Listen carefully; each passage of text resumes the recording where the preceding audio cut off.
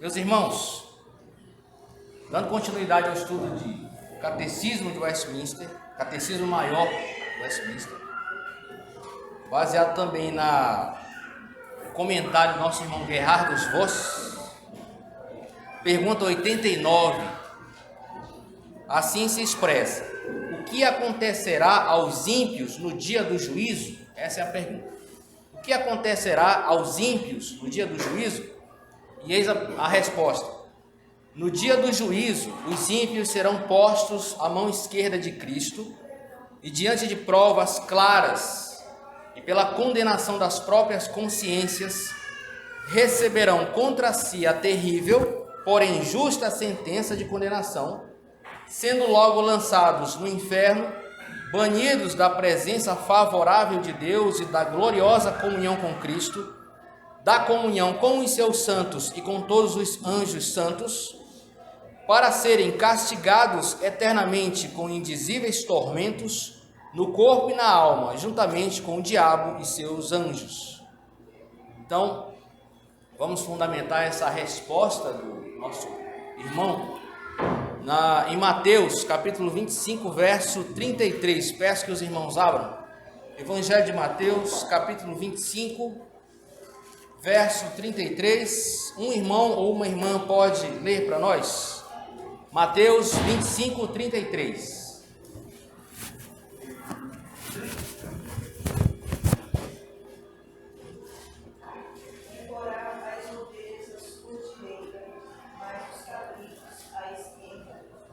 Os ímpios serão postos à mão esquerda de Cristo, como foi lido agora.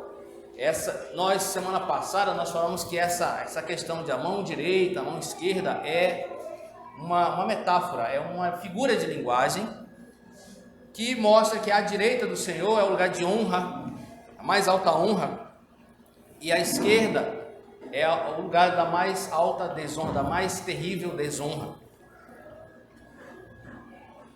Aqui também foi lido que na resposta do nosso irmão, que no dia do juízo, os ímpios serão postos à mão esquerda de Cristo e diante de provas claras e pela condenação das próprias consciências receberão contra si a terrível, porém justa sentença de condenação.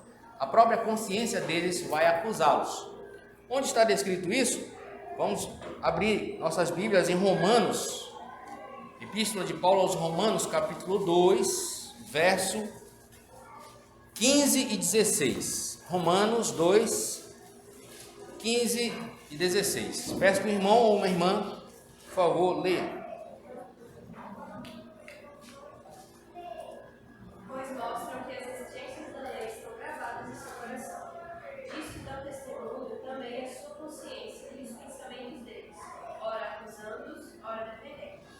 Isso tudo se verá no dia de Deus julgar os segredos dos homens mediante Jesus Cristo, conforme declara o Evangelho. Então, aí mostra que os ímpios, aqueles que nunca ouviram o Evangelho, o irmão vai falar isso mais adiante, mas só adiantando. A pessoa que nunca ouviu o Evangelho, ela vai ser condenada. E a gente pode perguntar, mas isso é justo? Nunca ouviu o Evangelho? Mas elas têm consciência de Deus, têm consciência da lei. A norma da lei de Deus está gravada no coração dessas pessoas. Tanto que o apóstolo Paulo mostra em Romanos 2,15 que uma hora a consciência acusa, outra hora a consciência defende, né? A pessoa nunca ouviu o Evangelho, mas quando ela faz o que é errado, ela sabe. E o que faz o que é certo também sabe. Quando vem uma outra pessoa confrontá-la, ela se defende. Ela sabe o que é certo e errado. Ela tem a norma, a lei moral de Deus gravada no coração dela, na mente dela. Pode falar, menino. Achei interessante essa observação da consciência, porque eu estava lendo hoje de manhã a Confissão de Fé de Westminster, e na parte da lei moral, o autor está dizendo que antes da queda havia conscientemente na mente do homem a lei e a lei de Deus, os mandamentos de Deus, e isso era obedecido. Então não havia a resistência à lei. No ambiente perfeito, né? O homem não está caído. Mas com a queda, o seu coração, a lei continua no coração do homem, mas há uma resistência. E aí Deus agora escreve por conta do seu coração endurecido. Traz os seus mandamentos, lei moral, lei cerimonial, lei civil, porque a resistência do homem não quer mais reconhecer a lei que está no seu coração. Ele tem consciência dela, mas resiste. Ótimo. É exatamente isso. Os ímpios serão condenados pelas próprias consciências. É isso que diz o nosso irmão aqui. O comentário dele. Mais algum irmão ou irmã quer acrescentar? Novamente, Mateus capítulo 25, agora o verso 41 e 42. Mateus, Evangelho de Mateus, capítulo 25, versos 41 e 42.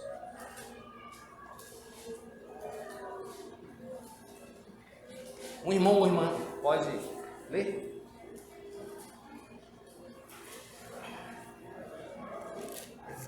Então o rei dirá também aos que estiverem à sua esquerda: apartai-vos de mim, malditos, para o fogo eterno, preparado para o diabo e seus anjos. Porque tive fome e não me deste de comer, tive sede e não me deste de beber. Muito bem, então, o rei, no caso, Rei Jesus,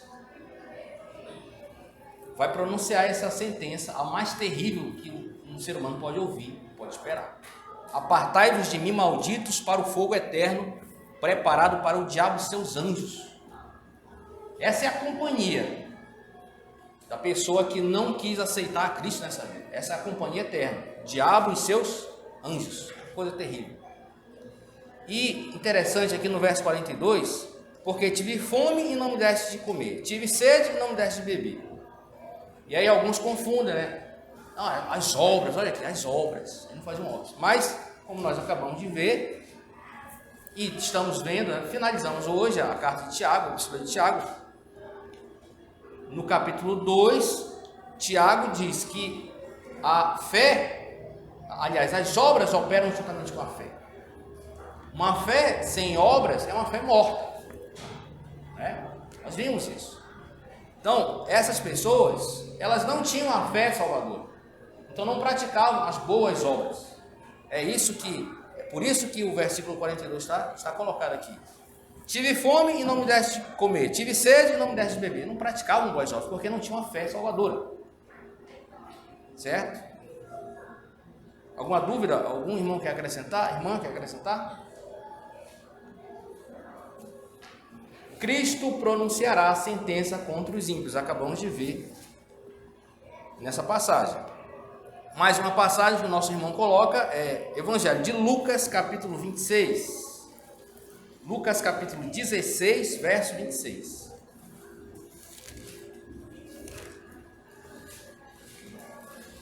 Lucas 16, 26.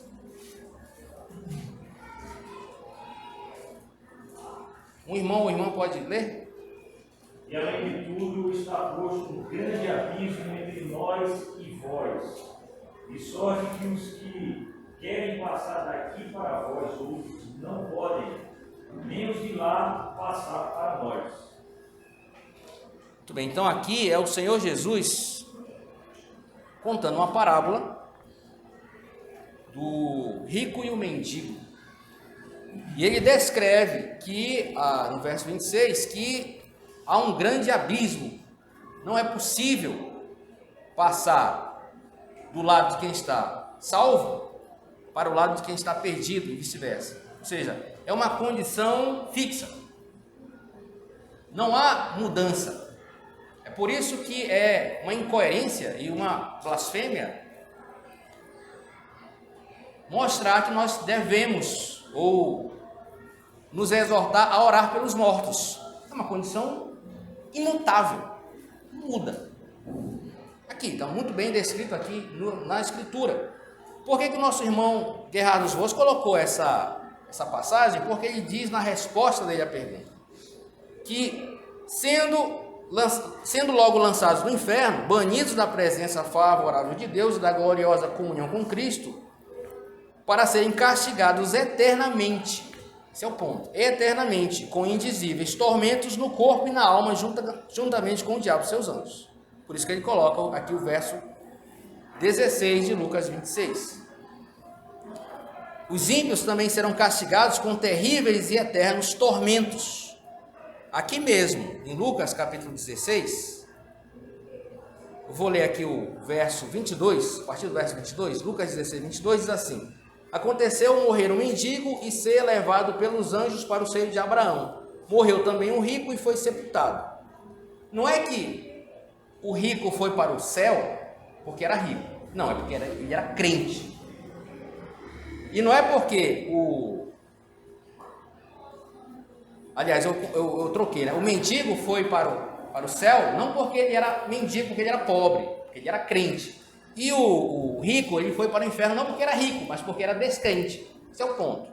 Então, no verso 23 ele diz: no inferno, estando em tormentos, levantou os olhos e viu ao longe Abraão e Lázaro no seu seio. Então, clamando, disse: Pai Abraão, tem misericórdia de mim e manda Lázaro que molhe em água a ponta do dedo e me refresque a língua, porque estou atormentado nesta chama. Ou seja, os ímpios serão lançados, isolados da presença de Deus, de Cristo e dos anjos, e serão castigados com terríveis e eternos tormentos. Pode falar, meu irmão.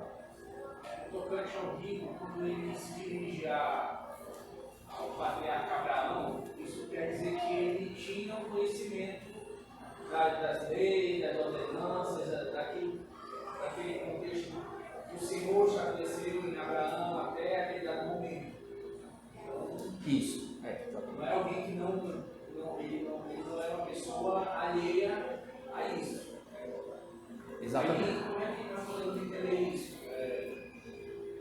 Como é que nós podemos ter uma compreensão?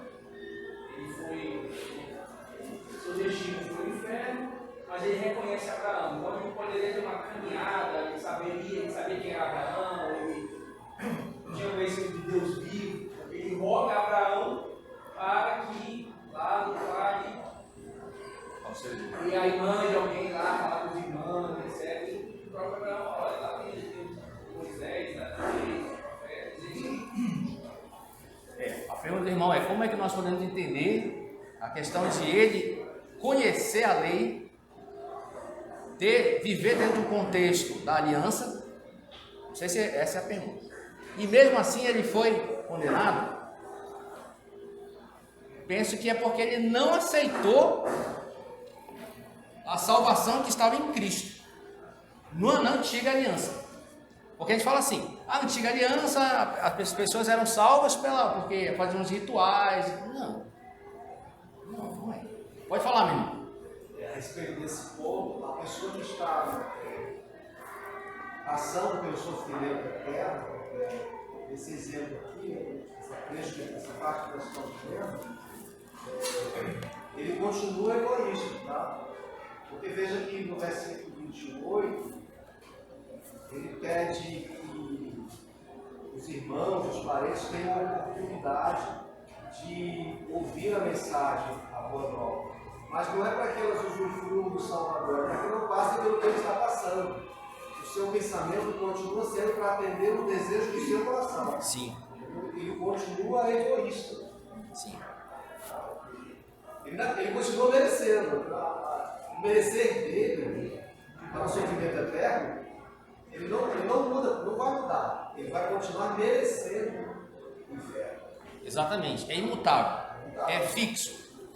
E ainda tentando responder a pergunta do irmão, é que o verso 30 desse mesmo capítulo, Lucas 16, 30 e 31, diz assim: olha, mas ele insistiu, o rico, o ex-rico: não, pai Abraão, se alguém dentre os mortos for ter com eles, arrepender-se-ão. Ele queria que Lázaro fosse ressuscitado e fosse pregar o evangelho para os que estavam vivos.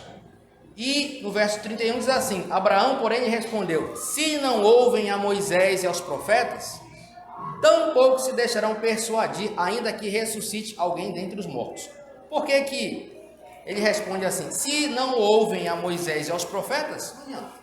O que é a Moisés e os profetas? Se a pessoa não crê na Escritura, não tem chance. Não há chance para ela. É Escritura, é Bíblia. Assim, eu acho mais interessante que eles não sabem sério, eles passam batido a leitura, é que o próprio Jesus, quando ele fala ele dá essa passagem do filho de Lázaro, ele cita duas pessoas. Mas a gente lendo de forma fria ali, a gente vai ver que o rico, em nenhum momento ali, antes da morte dele, fala que ele teve algum contato com Lázaro. Mas só que quando eles morrem, a gente observa que os dois, eles estão em suas plenas consciências, como se vivos estivessem isso. Eles não vivem de alguma forma que ele não sabia. Tá? Mas assim, ele olha para o Abraão, ele fala, pede que Lázaro. Ele sabia o nome de Lázaro. Por mais que a passagem fala que Lázaro ficava à porta, esperando se alimentar das migalhas que caía da mesa do filho. Então, ele sabia quem era Lázaro. Ele conhecia Lázaro. Por isso que ele diz, pede para Lázaro ir lá, falar. Tá? Então, a consciência dele, ele vai estar em plena consciência. A pessoa que morre sem Cristo, ela vai estar lembrando de todos os sermões que já ouviu, de todos os chamamentos ao arrependimento. Vai lembrar dos seus pais, dos seus irmãos, dos seus parentes. Vai estar em plena consciência. Perfeito. É isso mesmo. É isso mesmo. Esse é o ensino da Escritura. Respondeu sua pergunta, irmão Paulo? Mais algum irmão ou irmã quer fazer perguntas ou fazer colocações? Esse temor aí no cara que está no inferno aqui é o temor servil. É diferente do temor do cristão, que é um temor filial. Como minha filha, por exemplo, me tem, ela olha para mim e sabe, meu pai cuida de mim, mas eu sei se eu falhar, temor filial, você reconhece a figura da autoridade.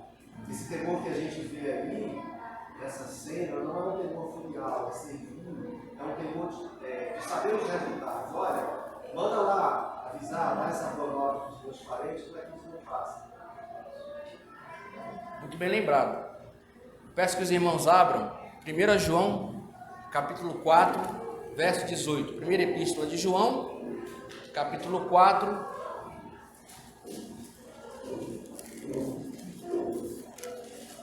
verso 18.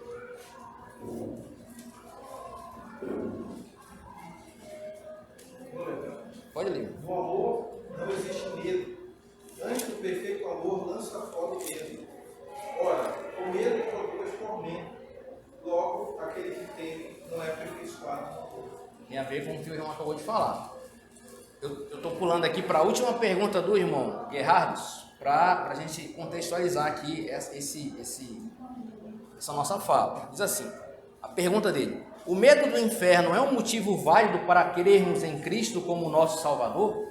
O medo do inferno é um motivo válido para crermos em Cristo como nosso Salvador? Resposta: o medo do inferno é um motivo válido para crermos em Cristo como nosso Salvador? Ele diz sim, não mais nobre dos motivos, pois 1 João 4,18, que acabamos de ler, nos ensina que o crente amadurecido, que é aperfeiçoado no amor, está longe de ser influenciado por esse medo. É o medo filial. Eu tenho medo do Senhor porque eu tenho medo de desagradá-lo. É isso que o irmão acabou de falar. Mas Jesus mesmo infundiu reiteradamente o temor do inferno. Assim, embora saibamos a verdade de que o perfeito amor lança fora o medo, os que ainda não chegaram a essa alta condição da experiência cristã, nem têm a plena segurança ou certeza da salvação, devem ser levados, pelo motivo inferior do medo, a fugirem da ruína eterna da ira vindoura, arrependendo-se do pecado, crendo em Cristo para a salvação e usando diligentemente os meios de graça, a palavra, os sacramentos e a oração. Em síntese, ele diz que é válido, mas essa não é o motivo base para querer a Cristo. Não é o medo de ser condenado, mas é temor filial. Eu tenho medo de desagradar o Pai Celestial. É o medo de ser condenado, sim, mas essa não é a base. A base é que eu já estou em Cristo, Deus me vê como filho em Cristo, então eu tenho medo de desagradar. Esse é o ponto. Esse é o ponto que o irmão coloca aqui. Mais algum irmão ou irmã? Falar alguma coisa? Eu acho que essa afirmação do errado tem que tomar um pouco de cuidado, né? Porque acho que a resposta mais correta, talvez se eu posso dizer assim, é dizer que não deve ter medo por causa do inferno. Porque senão, quando nós chegamos a Cristo, digamos, nossas motivações são outras. Eu acho. Então, A nossa motivação não é por medo. A nossa motivação é por amor. Essa é a medo do inferno, você está falando? Sim. Não deveria ser medo. É claro, ninguém quer ir no inferno, mas a motivação não deveria ser essa. Não, é isso que ele coloca. Então, o motivo base. Não é porque ele deu uma margem aí. Sim. Eu não gosto de acrescentar essa margem. Da história. Seria o fato de Cristo ter morrido em nosso lugar. Isso. Essa seria a base. Sim. Isso. E não, assim, por esse medo. Tanto é que a passagem ele vai falando. Claro. Não temos que ter medo. Claro. Ele diz que no amor não existe medo. Antes, o perfeito amor lança fora o medo. Sim. Diz assim que nós conhecemos e cremos no amor de Deus que Deus tem por nós. Deus é amor, aquele que permanece no amor, permanece em Deus e Deus nele. Nisto, esse amor em que nós aperfeiçoamos. E isto é em nós aperfeiçoado o amor, para que no dia do juízo não tenhamos confiança, pois segundo ele é, também nós somos desse mundo. Aí vai lá. Sim. Uma pergunta que o nosso irmão faz aqui é: qual é a base para a condenação dos ímpios? Qual é a base? Por que eles são condenados? Ou por que eles serão condenados? Os pecados? Eu acho que o termo aí são condenados, na verdade, é o Estado. Ninguém vai ser condenado, todos eles estão condenados. Alguns vão ser salvos. Sim. Então a condição é aquela. Não sei se eu entendi. Entendi. O salário. Todos estão na mesma situação. Sim, todo mundo. Sim. Mas ele se refere à condenação do último dia. Também. Eles vão ser julgados por quê? Eles vão receber aquela sentença: apartai-vos de mim, malditos. Por que eles vão receber isso? Diga-me. Eu pensei o seguinte, a sentença já está dada. Sim. A sentença já está dada. O que está esperando é só chegar o dia de cumprimento da pena. Ótimo, é isso mesmo. Mas a questão, eu penso que ele está perguntando o motivo base. Foi isso aqui, ó, que vocês não O fizeram. motivo é chegar a Cristo, porque todos nós somos pecadores, mas nós aceitamos a Cristo e teremos nossos pecados justificados. Eles não aceitam a Cristo, então não terão seus pecados justificados. Então, o motivo base é não aceitar a Cristo. Pô, todos estão certos. Ele diz aqui: os ímpios serão condenados por conta dos próprios pecados, que é não aceitar a Cristo. Se não aceita a Cristo, não pratica boas obras. E foi por graça. Todos estão condenados. Estamos aqui, seguimos a Cristo por graça. Né? Posso? Pode. A respeito desse assunto, eu estou na profissão de Westminster no mesmo tema, tá? Sim. O juízo. Aí eu vou ler uma observação aqui do autor a respeito dos cabritos e das ovelhas. O primeiro texto que a gente leu de Mateus. Em uma das imagens mais conhecidas do dia do julgamento, Jesus fala da separação das ovelhas e dos cabritos. As ovelhas são abençoadas pelo Pai e conduzidas para a sua herança eterna.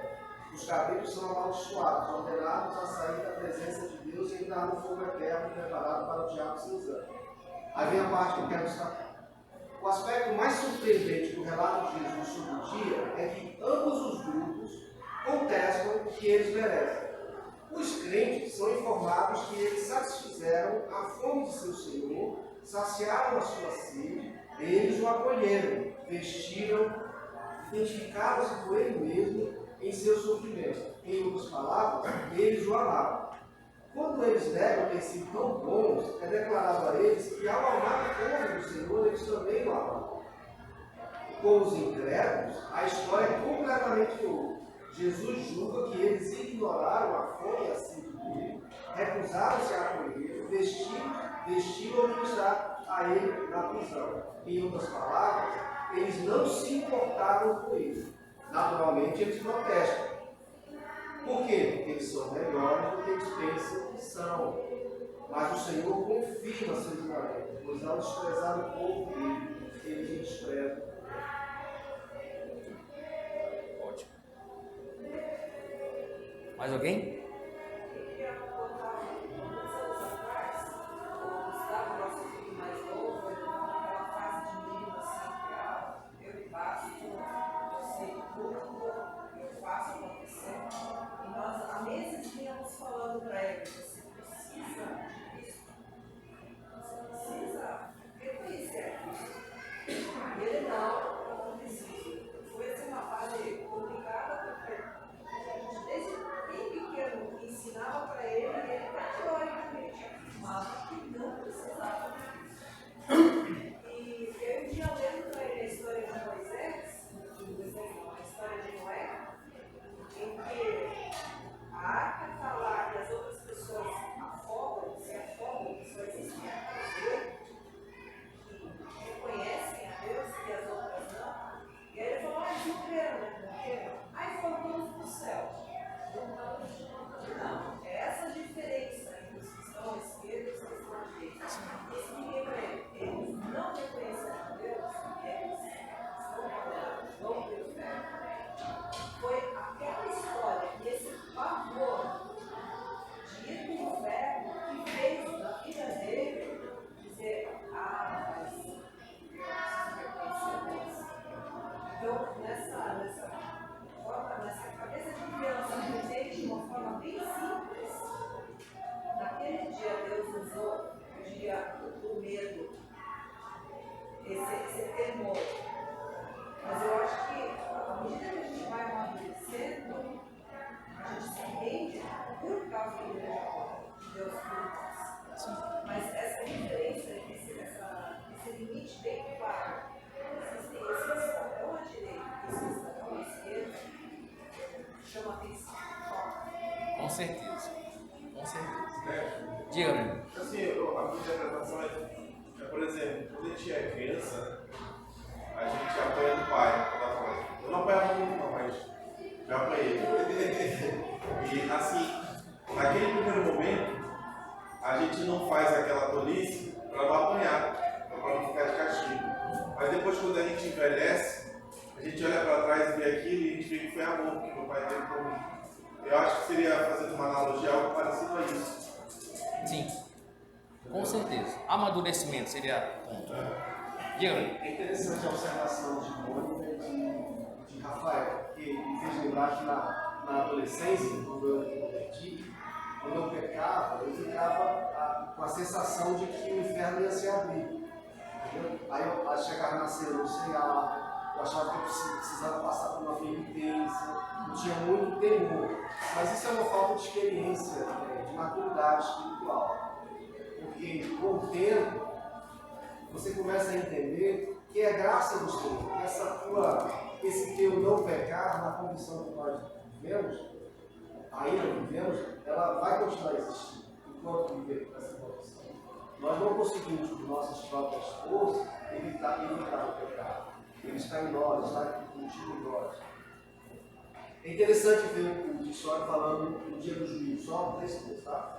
Nesse julgamento, a misericórdia de Deus será amplamente exibida. Veja que ele não está falando justiça de Deus, ele está dizendo, olha, a misericórdia de Deus no dia do juízo, será amplamente exibida. Ela será vista no fato de ele suportar com muita longanimidade os que foram destinados à destruição. Está fazendo uma referência ao nome de Noé. Veja o que ele está destacando para esse grande dia. Né? Então, enquanto o que não aceita, que resistiu ao Senhor, vai experimentar a destruição, até mesmo aquele que será acolhido pelo Senhor, ele vai dizer: mas vocês experimentaram a misericórdia do Senhor. Se é longânimo isso, porque espera que as pessoas se convertam. Atento para isso. Com certeza. Ainda nesse contexto de amadurecimento, peço que os irmãos abram em Hebreus capítulo 5. Penso eu que essa palavra de Hebreus capítulo 5, verso 13 e 14, fala um pouco também dessa questão do amadurecimento. Só que ele não vai falar a palavra amadurecimento, ele vai falar outra palavra. Hebreus 5, 13 e 14 diz assim: ora, todo aquele que se alimenta de leite é inexperiente na palavra da justiça, porque é criança. Mas o alimento sólido é para os adultos, para aqueles que, pela prática, têm as suas faculdades exercitadas para discernir não somente o bem, mas também o mal. Ou seja, se você pratica a palavra, claro, isso tudo é obra do Senhor. Se pratica a palavra, você vai ganhando experiência. E vai perdendo aquele medo inicial que todos nós pensamos, todos nós começamos aqui, nós tínhamos um medo de ser condenados. Essa era a base. Pelo menos para mim era a base. Mas foi perdendo. O que foi ganhando terreno é esse apego ao Senhor. Penso eu que está falando. Alguém quer acrescentar alguma coisa? Algum irmão? Irmã? Mais uma pergunta do nosso irmão Guerrados. Ele faz a seguinte pergunta: qual será a base para a condenação dos pagãos que jamais ouviram o Evangelho e que por isso não são culpados do pecado da incredulidade em Cristo? Qual será a base para a condenação dos pagãos que jamais ouviram o Evangelho? Qual será a base?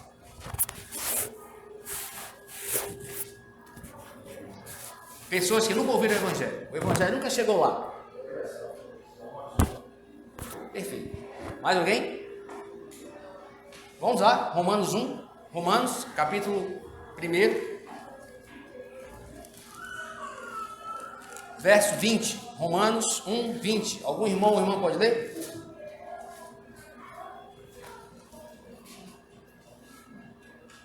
Porque os atributos divinos de Deus, assim, seu eterno poder, como também a sua própria divindade, claramente se reconhece.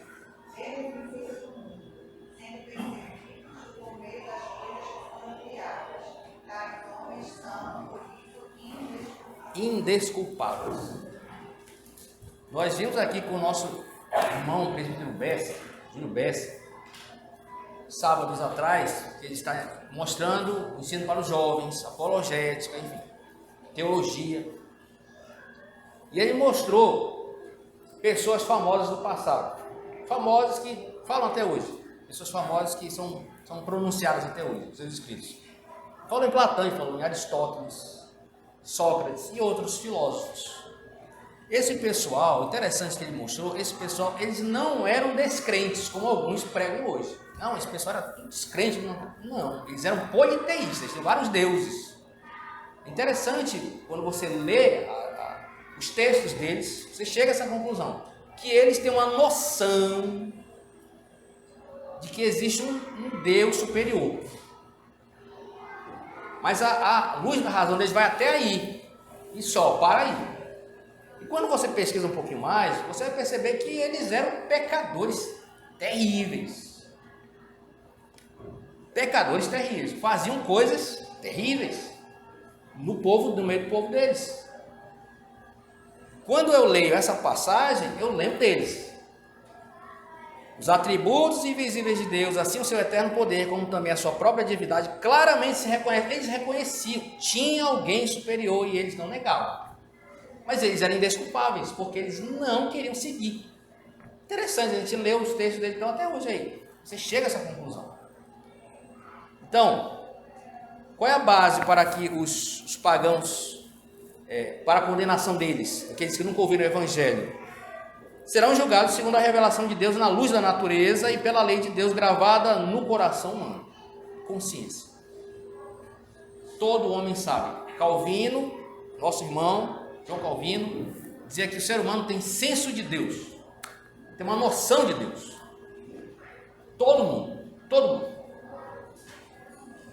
Então, nesse sentido, ninguém nasce ateu. Ateu é uma escolha que a pessoa faz. Certo? Alguém quer acrescentar alguma coisa? Falar alguma coisa? Acho que o Salmo 19, uma sexta.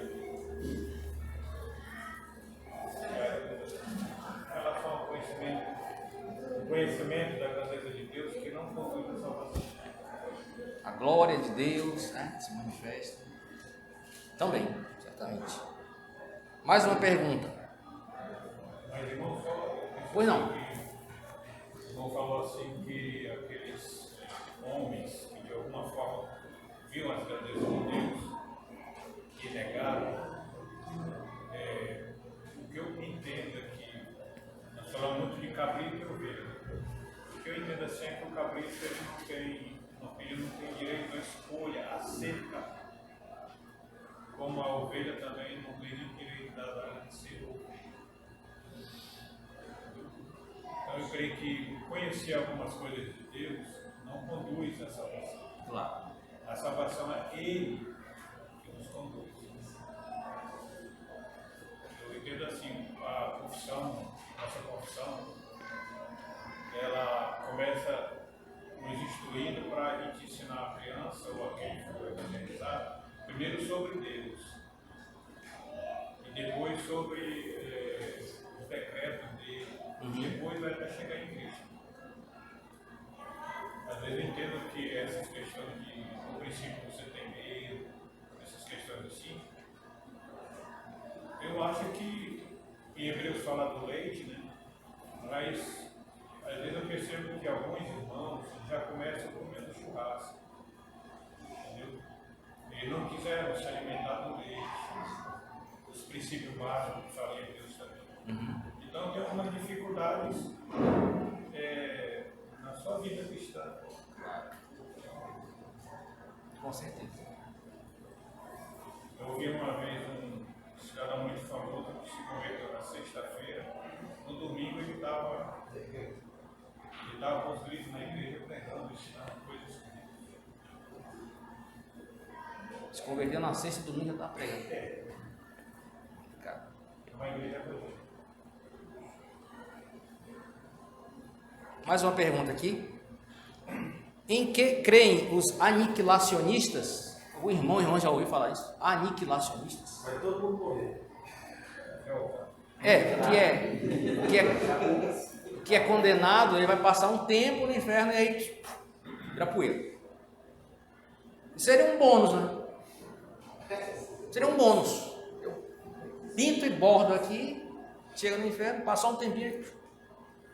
Não é isso que a Bíblia mostra. Em que creem os aniquilacionistas? Eles acreditam, resposta do nosso irmão, eles acreditam que a condenação no inferno não será eterna, mas que durará apenas um tempo, depois do qual os ímpios que lá estão deixarão de existir, sendo as suas personalidades totalmente extintas ou desintegradas, sem deixar nada. Argumentam ainda que Deus é bom e amoroso demais para castigar eternamente as suas criaturas. Também defendem que na Bíblia a palavra eterna não quer dizer mesmo para sempre, mas significa apenas um tempo muito longo ou extenso demais. E aí vem o contra-argumento, irmão. Que textos da Escritura provam ser falsa essa doutrina? E ele vai mostrar em Mateus 25, 46. Peço que algum irmão ou irmã abra, por favor, leia para nós. Mateus capítulo 25, verso 46. E não estes para o castigo eterno, porém os justos para a vida eterna. Esse texto usa a mesmíssima palavra grega para ambos os casos, castigo eterno e vida eterna, indicando, portanto, que se a bênção do céu durar para sempre, os tormentos do inferno durarão também para sempre. Então, fora o aniquilacionismo. Eu acho engraçado nesse pessoal que não quer dizer assim, não, quer dizer que coisa mais sem nexo. Com certeza. É sempre o ser humano querendo passar a mão na cabeça, né? No final nós estamos mostrando que a penalidade é o pecado. Não, calma, sempre ele vira. Não, é terra, não, mas é terra. Então fica tranquilo. Mais uma pergunta. Acreditar no inferno é contrário ao Espírito de Cristo? Sim ou não? Acreditar no inferno é contrário ao Espírito de Cristo? Sim ou não? Não. A única maneira de sabermos sobre o Espírito de Cristo é pelos seus ensinamentos e atitudes registrados na palavra de Deus escrita, a Bíblia. O fato é que nos ensinamentos diretos do próprio Cristo há mais advertência sobre a condenação eterna do que em qualquer outra parte da Bíblia. Não foram os apóstolos, nem os profetas, mas o próprio Jesus quem mais clara e enfaticamente advertiu os homens contra o bicho que não morre e o fogo que nunca se apaga, sobre as trevas exteriores, o ranger de dentes e sobre o Deus que é capaz de destruir no inferno tanto o corpo quanto a alma. Quem alega que acreditar no inferno é contrário ao Espírito de Cristo, simplesmente decide por si mesmo o que gostaria de acreditar, e então, a pedida de Espírito de Cristo, o credo que faz para si mesmo, fazer isso é que é mesmo maligno. Ou seja, ela deturpou a palavra de Deus para se convencer de que não, estou bem. E não está. Que é o que muitos têm feito. Algum irmão ou irmã quer acrescentar alguma coisa? E a última pergunta, nosso irmão. Qual é a parte da Escritura que afirma que no inferno não existe mais a chance de se arrepender, nem de ser salvo? Se alguém perguntasse para nós, me mostra aí na Bíblia que eu não tenho mais chance depois da morte. Nós vimos um texto clássico, né? O rico e o mendigo. Vamos abrir lá de novo, irmãos. Lucas, capítulo 16, verso 26. E além de tudo está posto um grande abismo entre nós e vós, de sorte que os que querem passar daqui para vós outros não podem, nem os de lá passar para nós. Algum irmão lê verso 31, por favor?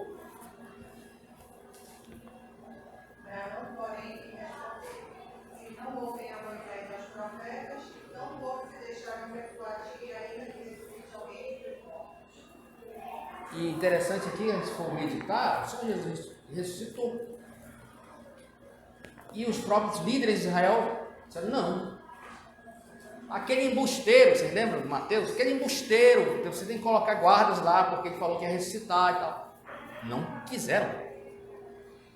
E, muito claramente, ele diz aqui, se não ouvem a Moisés e aos profetas, falando da Bíblia. Bíblia, Escritura. Então, o que serve para nós aqui, irmãos?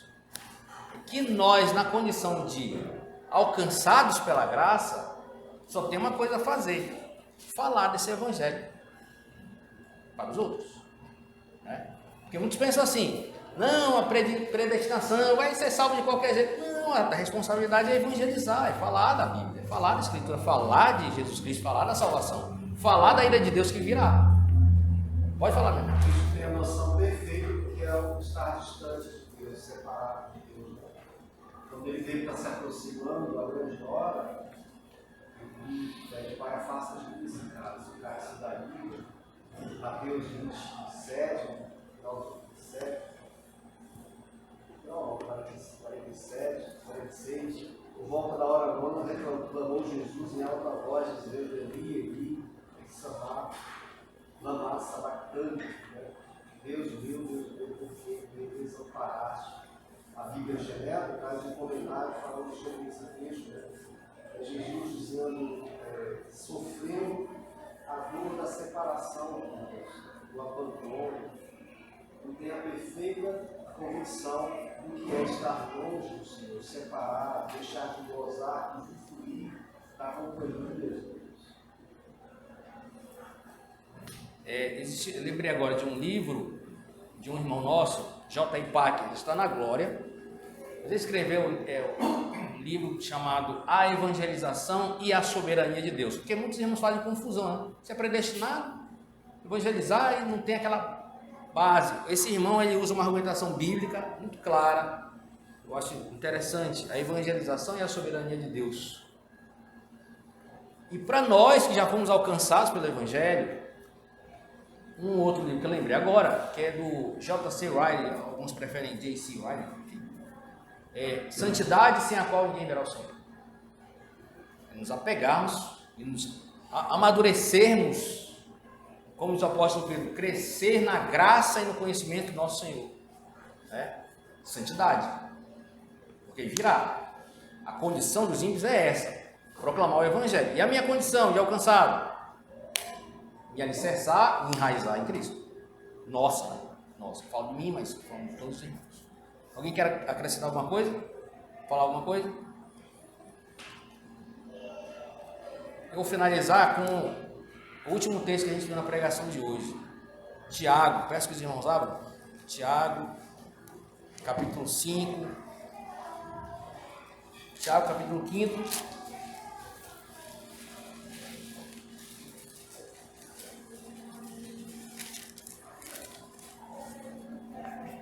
Versos 19 e 20.